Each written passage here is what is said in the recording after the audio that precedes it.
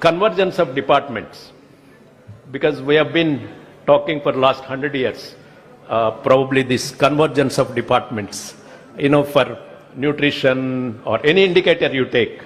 For example, nutrition, you need agriculture, other departments, or similarly any indicator.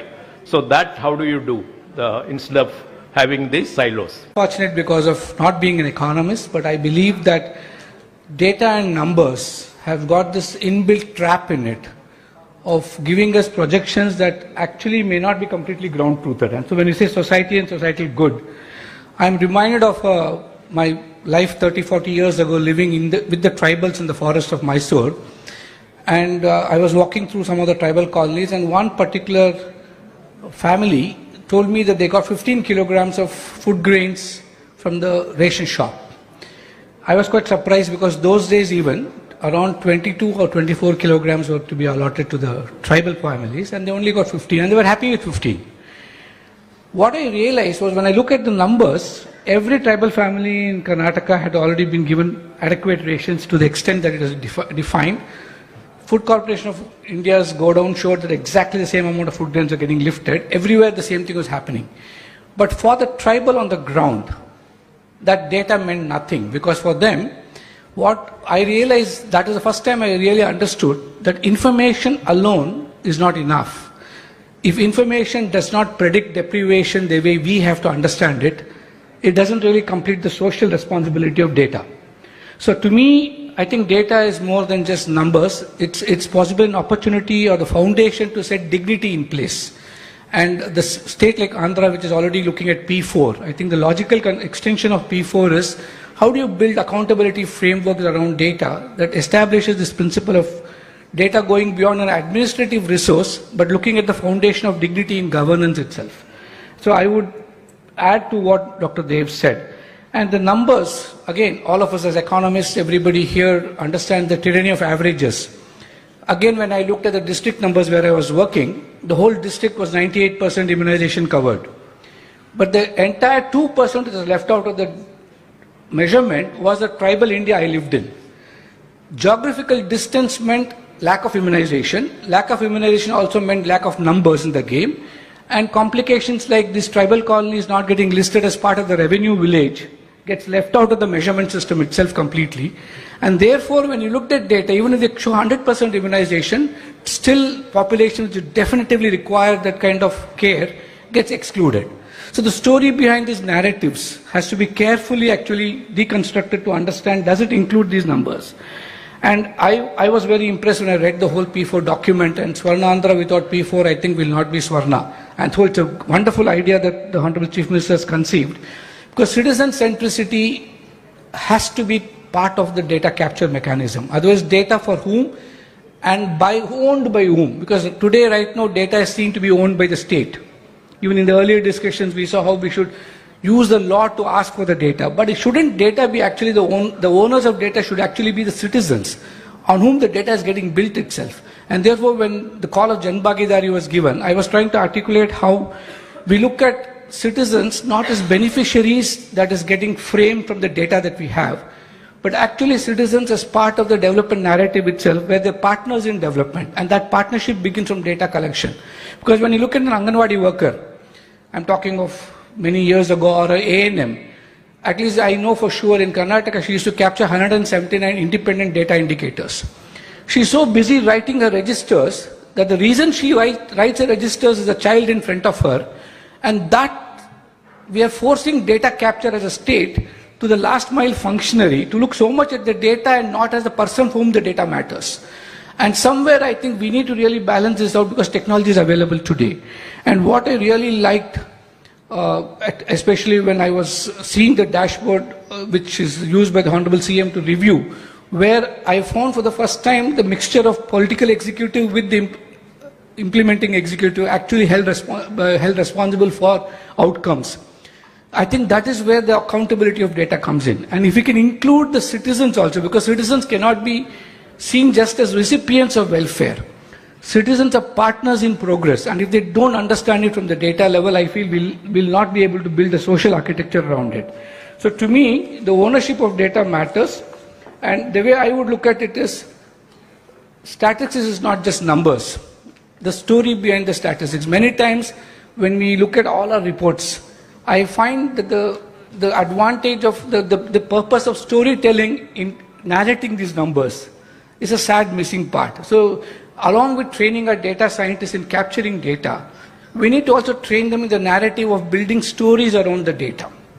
I'm not saying artificial stories, but actual stories. A lot of them are very powerful stories. And for people like me who's been in the grassroots, where stories matter, because that is where you see change. And for a system which is so used to seeing numbers, sometimes it becomes sterile and plastic. You have to actually relate it to a life. And the more we relate to life, I think that's what matters. And finally, the global positioning. Andhra is already getting to be noticed globally in every sense of the word. And so if you can build systems, as you're building different systems, if you can build systems that extend beyond human capability, we should ask ourselves, are we building systems to expand human capability as an extension of development itself, or are we building systems to replace human capability? Because increasingly the trend seems to be, in the world of AI, data meaningfully. And that is going to be the challenge, and we found that is the lack of capacity. Data capture capacity we have built now, but data processing, inferencing, and actually applying it practically in interventions at the level that matters.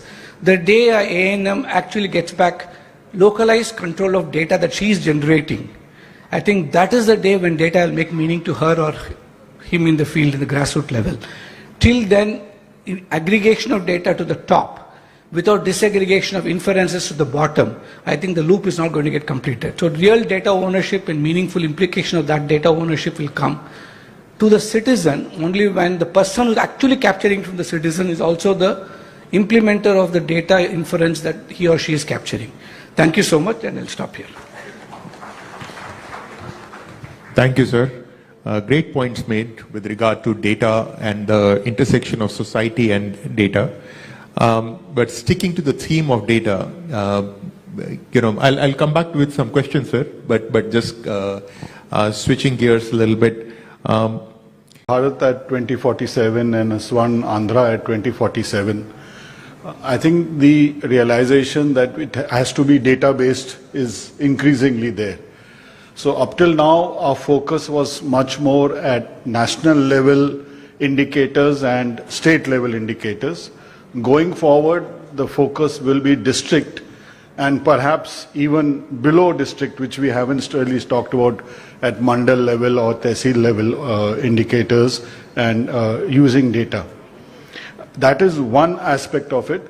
The second is now we have a much greater amount of data. We have administrative data, extensive administrative data, including, for example, GST. We were discussing how GST data can be used so much more to get district level estimates. Apart from that, we have a lot of alternate data. We have geospatial data, we have mobile data, which is, or big data which is available. So how we can harness that for district level estimates, which in turn will ensure that when we are making policies which are focused for a Swan Andhra or a Viksit Bharat, they are so much more cost economic and also more effective. For this purpose, that is why from the Ministry of Statistics, we are working with the state governments, and I think Andhra Pradesh has been one of the first one to have this kind of a conference through the planning department, talking about how data can be leveraged. One of the 2 or 3 things which we will need to do to ensure this, one is to harmonize the data so that the definitions, the concepts, the classifications of that data of different departments are uniform. I won't say same, so that they can talk to each other, the data can talk to each other, it is interoperable.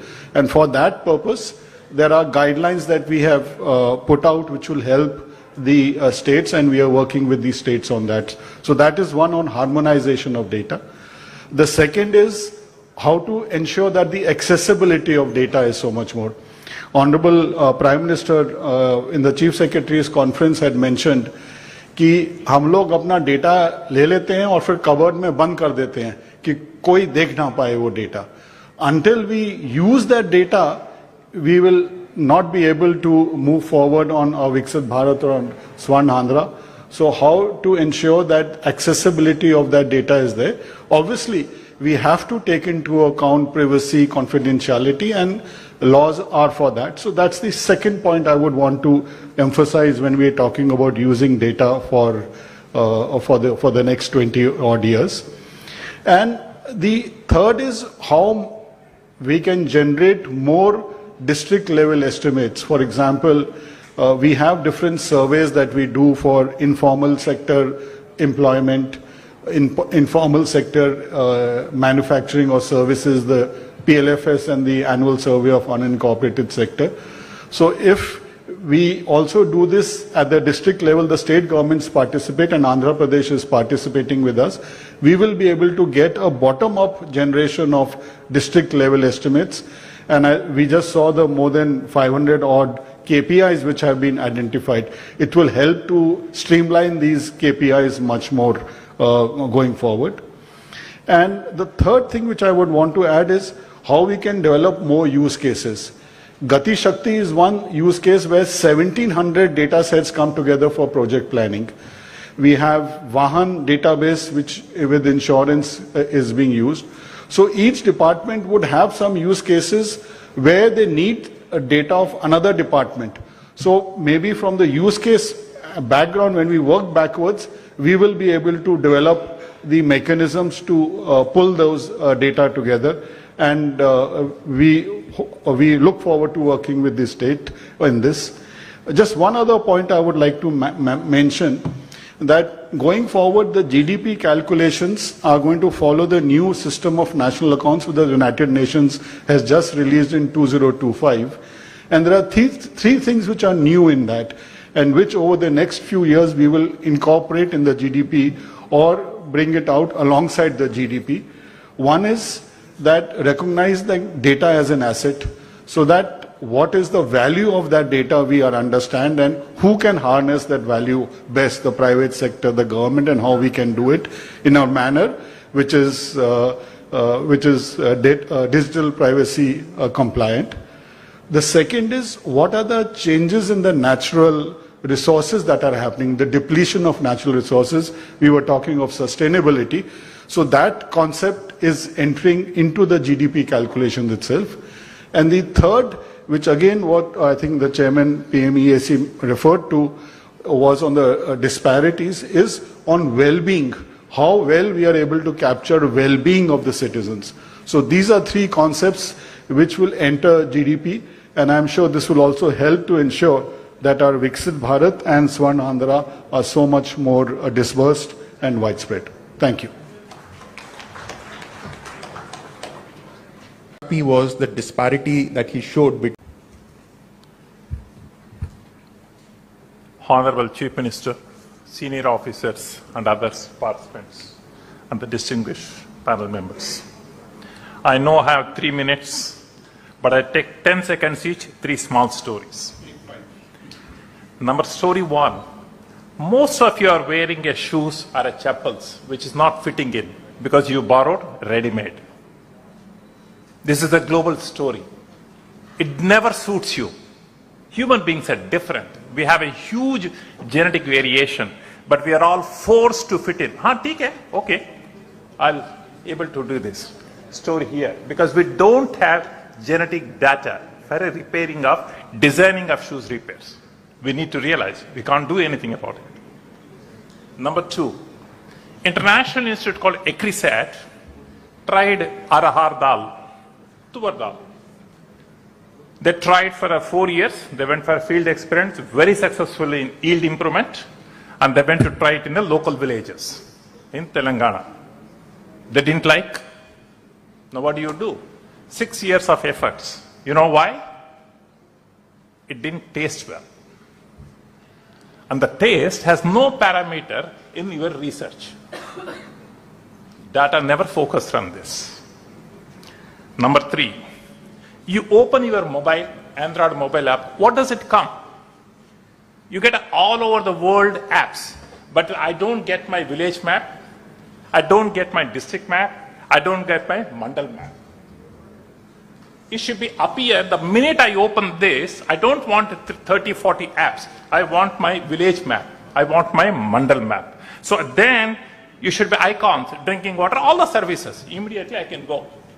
If I want to go to the drinking water as a service, I need to go by 5, 6, 7 levels. Do we understand this? Why women, local people don't use it? Because it's not easy. It's not designed for that. So data collection, data using, two different things. We never think about this because they're all designed for a global, not for local. Can we do something about it? Think it over. I'll come back to yourself, moderators' questions. Data has three dimensions. We need to understand this first. One, area specific. Village level, gram panchayat level, mandal level, taluk level, district level, state level. Everything for a geographical area is available. Then we see the variations. Who does what, how much allocations, all geographical wise. Number two, it is a second set, is a user specific. For example, milk users, vegetable producers, finance, credit companies, SHGs, classic example. Then FPOs. There's similarly many other MSMEs industries. Third, the social community groups, various social communities. Now, one above other is very difficult to match.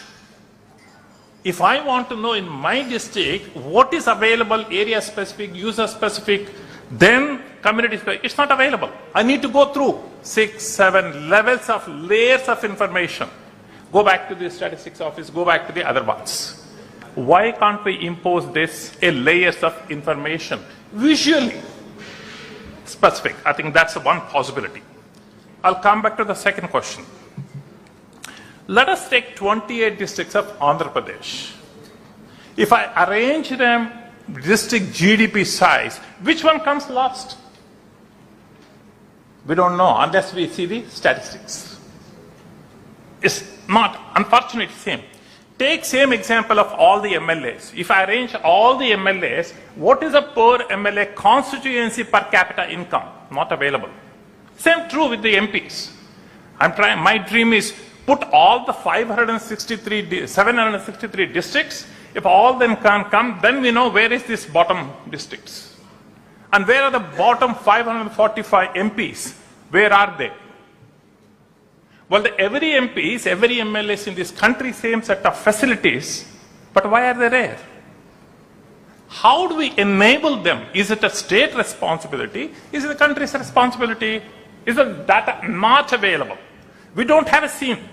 Please visualize. We don't have this scenario where we can see all the MPs are mapped and who are the bottom line MPs. And where all the MLAs mapped, where is his bottom MLAs? Why are they there? It may be good to see, for example, Bangalore has 28 MLAs. Is all MLAs are same per capita income in their constituency? We don't know. Same as Delhi, same as Hyderabad. So how do we enable to ask the right questions? If an MLA comes or MP comes to the CM or a PM, how do we know what they have done? We don't have that information. Is it hidden or we are not built? Some of these things, that would be really useful. Thank you, time. Thank you, sir. Dr. Nageshwaran, if I may just invite you to share your views, please. Since you're the Chief Economic Advisor, I request you to bring a wrap around the various points that were made. Thank you so much.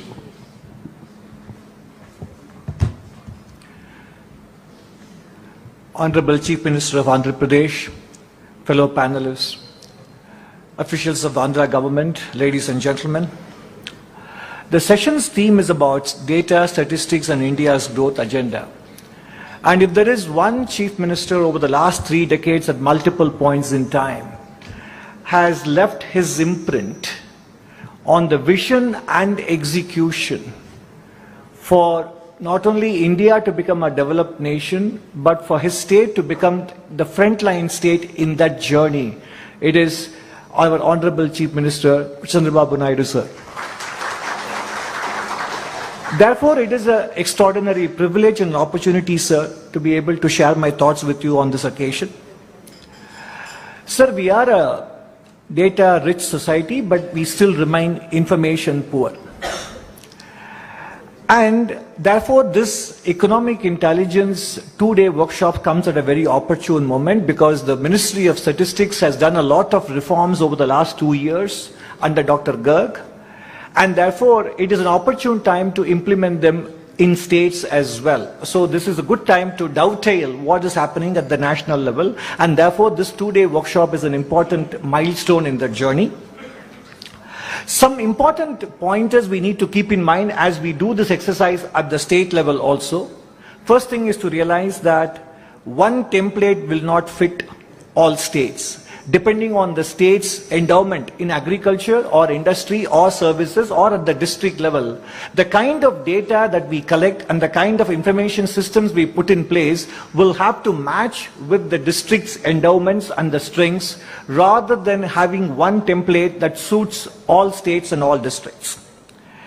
And secondly, states have to focus, and this is true for national level data also, we have to prioritize timeliness over precision in terms of data availability.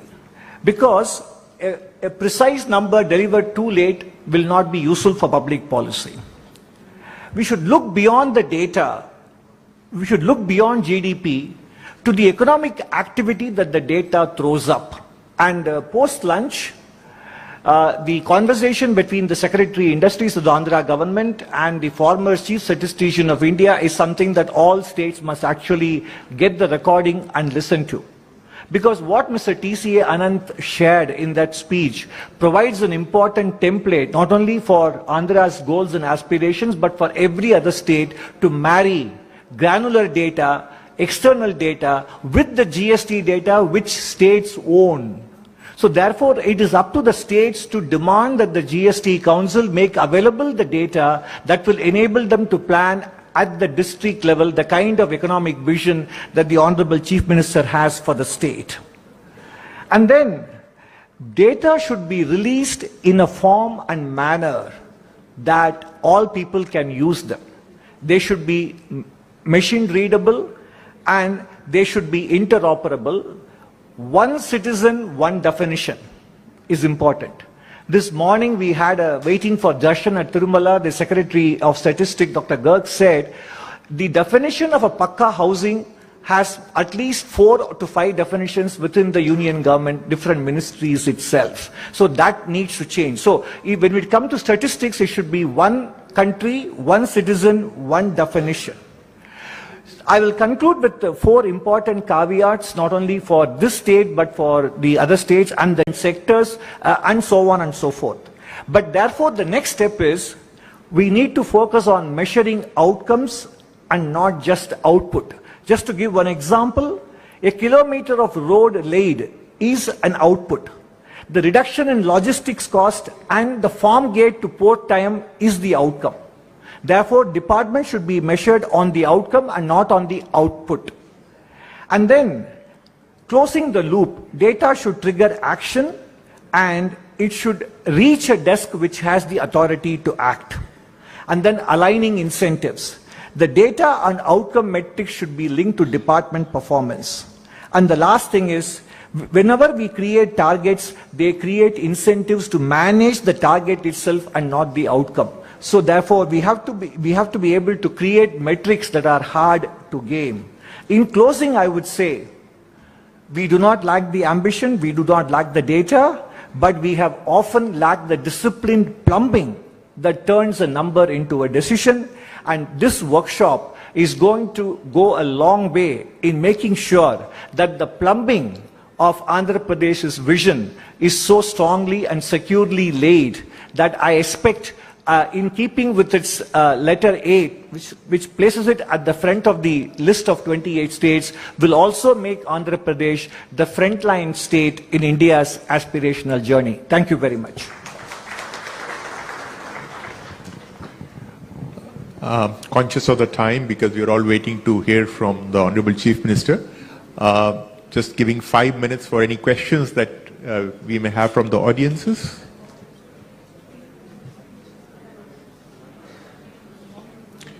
while the mic is being distributed, may I just request the panelists to just one last one, just to conclude.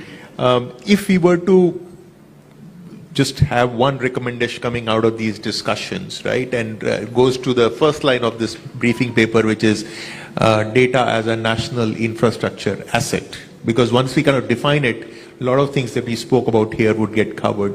Anybody wants to make an attempt as to what it could mean to us?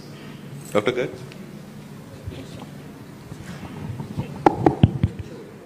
So, I mean, if there was only one recommendation or one thing which I would want each department in the government of Andhra Pradesh to just inventorize or even just make a list of what data they have. I think that itself will throw up so much more insights and the ability to generate more actionable interpretations by just ensuring that the data that they have a clear action plan to make it accessible for others to use it. Thank you, Doctor. Thank you so much. Can I add one? Yes, please. Okay. To keep AP on the front line in the country, build database from Gram Panchayat level to the state level. Yes, and answerable and public domain transparency. Yeah. Dr. Dev? One thing, I mean, in the morning I mentioned, I liked compared to other states, first I should compliment the Honorable Chief Minister for, and the officials for organizing this important program. Constitution-wise vision action plan is very important thing, which I think I have not seen any other state doing it. I think we should popularize this in other states also, because there you are involving not only the government officials, but also political people, MPs, MLAs, and I would also urge to involve private sector, industry and others, because private employment and GDP, they contribute also more. And of course, ordinary citizens. So this, I think I like, this is the one thing I like. Sure. Thank you. My way of looking at it would be in alignment with the P4 vision. The citizen is where the data originates first, and it ends with the citizen because actions end with the citizen. So the state should only be a custodian of data and not the owner of the data. The citizen should be the owner of the data in the spirit of P4. And Andhra can be the first state to generate a model which the rest of the country can imitate. Thank you. Two things. Andhra Pradesh has the coastline to basically create AI-insulated service sector and allied agricultural activities. So when it comes to AI-insulated economy, Andhra Pradesh can take the lead. And for that, Andhra Pradesh should mine, milk, extract information from the GST data. Thank you. Thank you. Thank you, my panelists. I hand it back to you, please. Thank you so much. Thank you, sir. Thank you, Sri Suresh Goyal, sir, and our esteemed panelists for a rich, engaging and thought-provoking discussion on the role of data, statistics and governance in India's growth journey. Thank you, sir. Thanks a lot. May I now invite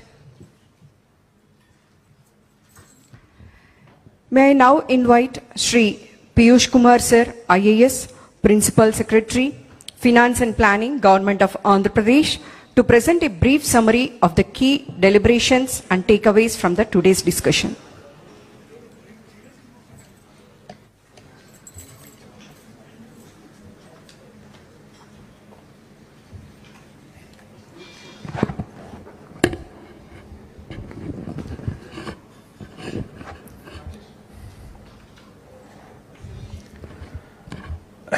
Honorable Chief Minister, sir, eminent panelists of the session, distinguished guests and academicians, my fellow officers, senior officers and fellow officers from Government of Andhra Pradesh, all the distinguished guests.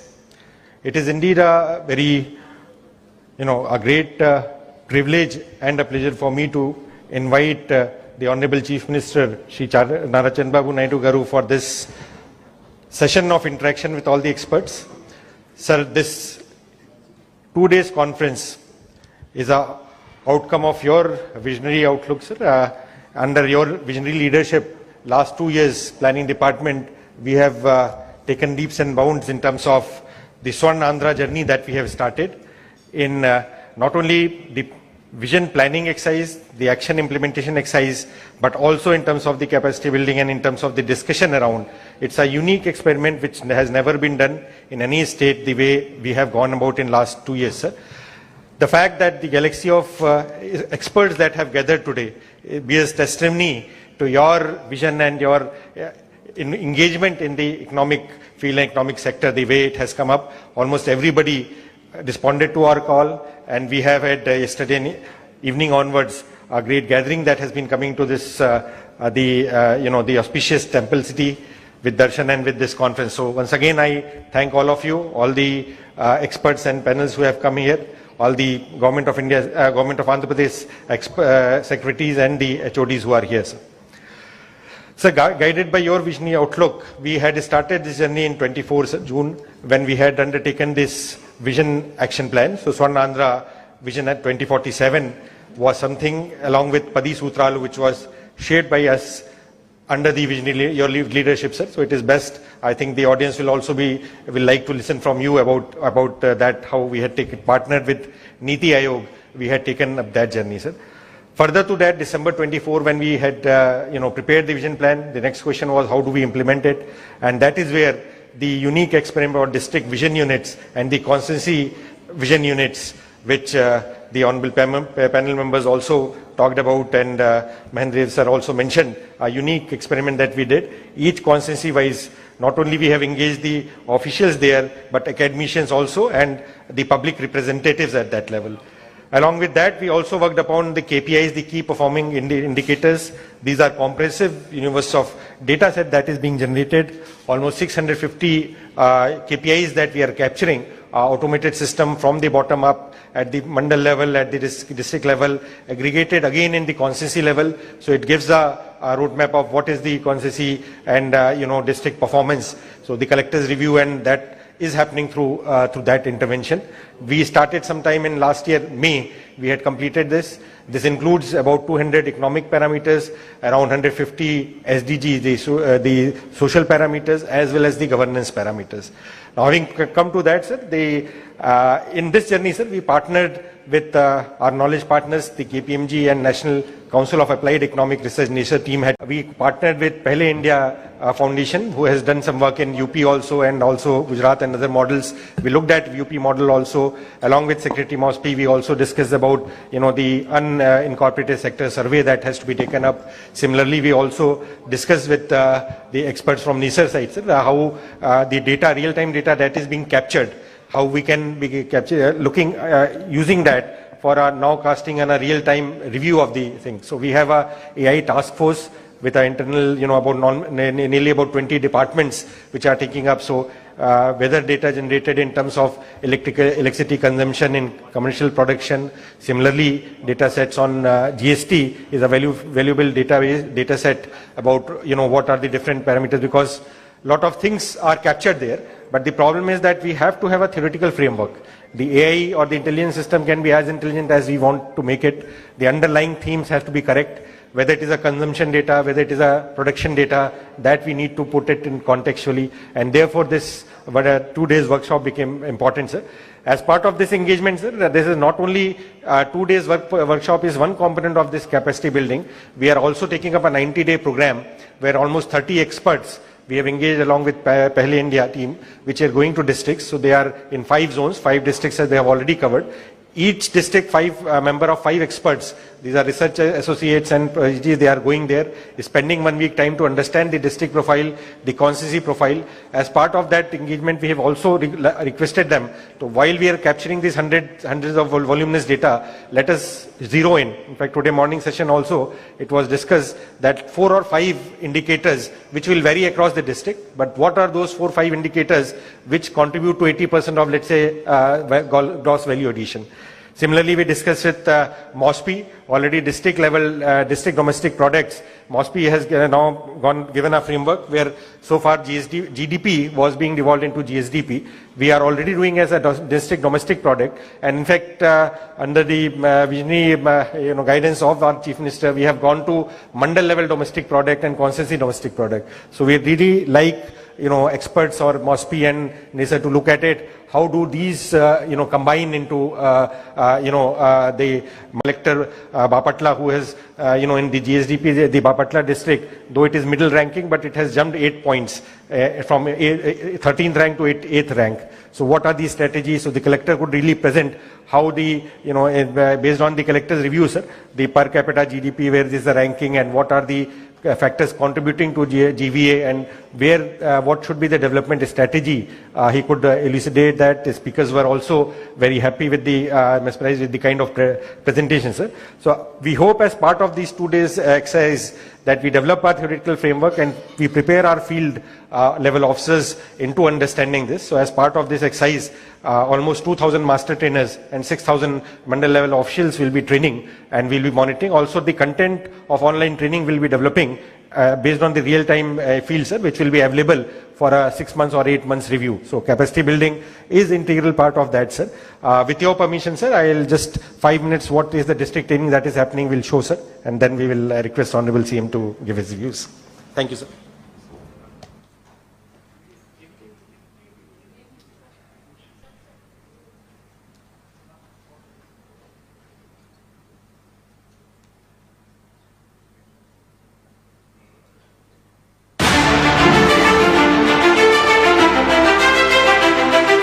On the lines of and under the visionary leadership of the Honorable Chief Minister, Shri Nara Chandrababu Naidu, Andhra Pradesh has embarked on a transformative journey, Swarnandhra at 2047.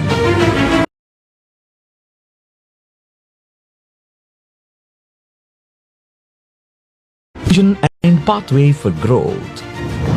Localized vision plans translate state goals into actionable outcomes, guided by the Padisutralu, ensuring inclusive, sustainable and future-ready development across every region. Swarnandhra KPI-based monitoring system tracks performance across departments, districts, constituencies and mandals, measuring progress in economic growth, SDGs and governance outcomes. To further strengthen this framework, a dedicated GSDP AI task force is building advanced economic intelligence systems, enabling real-time understanding of the economy and empowering faster, data-driven decision-making. KPIs future law, Government of India ఒకటే చేస్తుంది. First time Andhra Pradesh లో మనం చేస్తున్నాం. ఇప్పుడు కూడా only state in the country. ఇప్పుడు రాబోయే రోజుల్లో ప్రాసెస్ అంతా మంత్లీ ఎస్టాబ్లిష్ చేయాలని, దానికోసం ఇప్పుడు కీ పర్ఫార్మెన్స్ ఇండికేటర్లు కూడా ఎస్టాబ్లిష్ చేసుకున్నాం. ఎవరేం చేశారో it will be on record. Analytics తీసుకోవడం విత్ నో టైం. ఏ అధికారి ఉన్నప్పుడు ఎక్కడ పని చేశాడో ఒక్కసారి తీసుకుంటే ఒక క్లిక్ కొట్టి ఆటోమేటిక్ వచ్చే పరిస్థితి వస్తుంది. That is the systems we are building now. Together, these initiatives are creating a governance model that is data-driven, accountable and outcome-focused.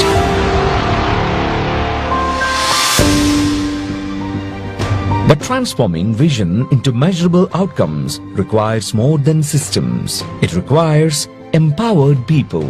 Recognizing this, Andhra Pradesh has launched a comprehensive statewide capacity building program, a first of its kind initiative designed to equip officials with the knowledge of 125 constituency level officials, 2,750 master trainers. From Srikakulam to Sri Satya Sai, this initiative, including structured workshops like this, is building a new generation of data-driven administrators.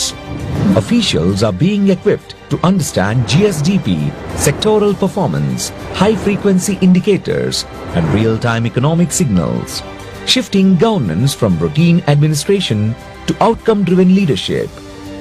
This marks a fundamental transformation. From assumptions to evidence, from intuition to intelligence, from activities to measurable impact. Every official becomes a growth catalyst, Every district becomes an engine of development.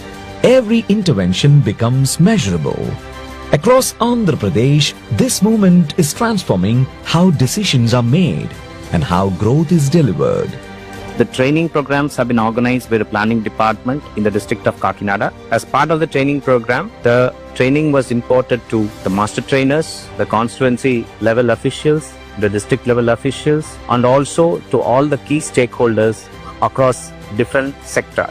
And I'd like to thank the planning department for planning this training and then imparting this training at all levels. Thank you. Through this initiative, Andhra Pradesh is building an administration that is future-ready, powered by economic intelligence and driven by accountability at every level. From data to decisions, from decisions to development, from development to prosperity. Swarnandhra at 2047, happy in its people, healthy in its progress, wealthy in its future.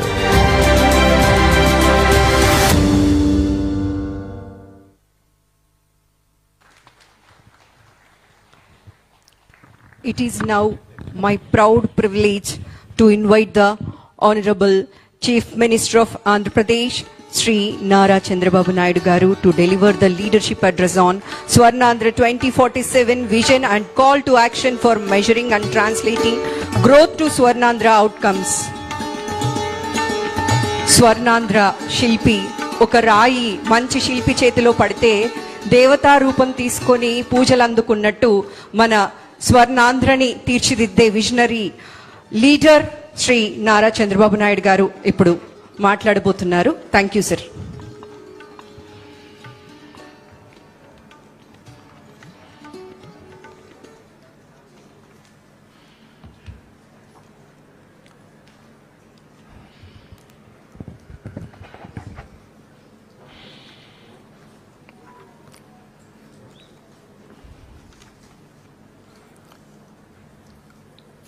First of all, I wanted to extend warm welcome for extraordinary gathering here today. Especially so many experts, starting with I welcome Professor K.V. Raju, Member Niti Ayog, and Dr. Balasubramanyam, Member Niti Ayog. I also extend my welcome to Ananta Nageswaran, Chief Economic Advisor, Government of India, and also Dr. Subhash Garg, Secretary, Minister of Statistics and Program Implementation, and also especially very important Mahendra Dev Professor, Chairman Economic Advisory to the Prime Minister. This is the gathering, if you see all of them, total eminent personalities to frame the policy, to guide the governments. You are all here. And also Rajiv from Pahle India is also here. This is where it is very nearer to me, to my heart also. Not now, for the last 3 decades. First time I became CM in 1995. I have seen the systems, how they are functioning. We started economic reforms in 1991. China started economic reforms in 1978, only 13 years ahead of us. Then I prepared first vision in this country by engaging McKinsey, world best consultant at that time. Everybody asked him, what you are doing? Some people criticized me. I prepared Vision 2020. 2020, there is a meaning also, perfect vision. Then everybody told me, it is not 2020, it is only Vision 420. I faced that criticism also. But at one stage, at that time he was only a scientist. After retirement, Abdul Kalam came to me, he asked me how we prepared. I want to prepare vision document for the nation. Then I called him, we had a lunch meeting, we explained all the details. Up to that time, if you see, technology is not matured. I started IT. Nobody imagined why I am talking about IT. Then I started IT, first time, internet revolution has come, world has become a global village. Before that, what America is doing, we don't know after 3 days, 4 days. We used to know in papers, late news. That is where I networked with Bill Gates. I asked his appointment. Then he told me, I don't have any work with politicians. First of all, that is the impression about politician. Politician does not know anything. Why should we waste our time? We are business people. Then I told him, I am having something to share with you. Give me 10 minutes. With great difficulty, he told me, you come, join in cocktail party. Today, at least if you join cocktail party, we are having some credibility. Nobody will believe. At that time, if you join immediately, we will be branded as party in that angle. So I told him, then with great difficulty, he gave me 15 minutes. Always, we are also very strong persons among us. At that time, one of my secretary, very strong secretary, what all I say, he will put it on presentations, everything. Then we prepared one of the best presentation. Then I gave around 14 to 15 slides, not more than that. Always, I believe, 12 to 15, maximum around 15. I gave my vision. After seeing my vision, he told me, I entirely agree with you. What can I do for you? I don't have any work with you. If at all you are willing, you cannot ignore India. India is very strong in two aspects. One is we are strong in mathematics. Zero innovated by Indian. Second one, British, they took even my Kohinoor diamond, but they left English to us. These are all deadly combinations for IT. He entirely agreed with me. You are 100% right. We will work together. Then I asked him, if you are having any flexibility, you start your Microsoft Development Center in Hyderabad. He told me, we are in only Seattle. I don't have any plans as on now. Let us work. I didn't leave at that stage.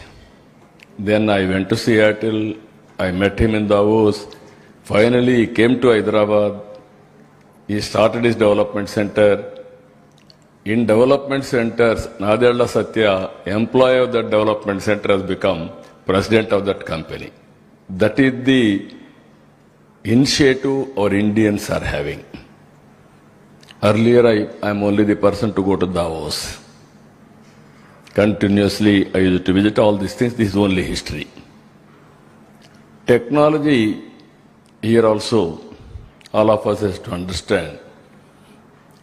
In the beginning, our Indian politicians or bureaucracy didn't understand technology, underestimated. We had at that time VSNL, BSNL monopoly, public sector. Great statesman, Vajpayee ji. I forced him. I had a good political clout also at that time, 35 MPs. That also helped me. He also made it very clear. Then we paid liberally for all shareholders dividend. Then we have gone for reforms. Even my opposition at the time, they used to attack me only one thing. We are all asking pump set. You are talking cell phone. How can you justify? Then I used to tell them, we need cell phone, we need pump set, I am working for both. Today you are watching AI, data centers, quantum, we are in different league. That first mover advantage for India, today I can say very proudly, we missed agriculture revolution. We missed industrial revolution. We are able to encash service sector revolution because of information technology and supporting other economic activities. Now, all of us are here. I had a bitter experience about GSDP. Around 2014, my officers are unable to understand what is GSDP, even including my planning secretary at that time. Then I used to sit with experts and those who are calculating in Delhi. Only Delhi planning used to do. Even state governments may adopt or may not adopt. Sometimes we are not in a position to discuss. First time I started discussing GSDP, preparing all sectors, quarterly collectors conference and head of the departments I used to discuss. With that discussion, if you see, we are able to grow 13.5% GSDP CAGR. And also, at that time, ease of doing business, total computerization, then going on reviewing dashboard. For 5 years, first year we are number 2 after Gujarat. After that, always we are number 1 in ease of doing business. Of course, today we have changed the gear. I am talking about speed of doing business. Always innovation has to come. Otherwise, we will be stalemate. In this, I am very happy I have heard about your views. Data. Future is only data-driven governance or data-driven decision-making. Data is wealth, according to me. You are having proper data. You will arrive a real solution for execution, for monitoring, for corrective measures. Always I used to say, there is no proper data. If you feed computer garbage, garbage will come. If you feed proper data, nothing like that on health or education or anything for that matter, agriculture, everything, it is a big game changer. Now for the last 2 years, my planning department is doing exercise. We are going slowly, earlier yearly, then we made it an exercise quarterly. Now every quarter we are having a collectors conference. Now I want to go monthly. That is where our vision document, if you see, 10 principles. Now by hearing you with you and also Rajiv Kumar, Pala India, he told me 11 is very auspicious figure. And also why can't you include private investment in this? I will be very happy. Even I heard some of your discussion. Immediately we will make it 11 principles from now onwards. We will start our homework. Always investment is very important. Now models have come. One is PPP viability gap funding, and so many models. So with all these things, I wanted to request all of you, we are in an inspiring time. I am using this word very clearly. Technology is matured. And also knowledge is available. And also if you see here in our government, Aadhaar is a game changer for India. No other country is having Aadhaar. So Aadhaar, nobody can duplicate.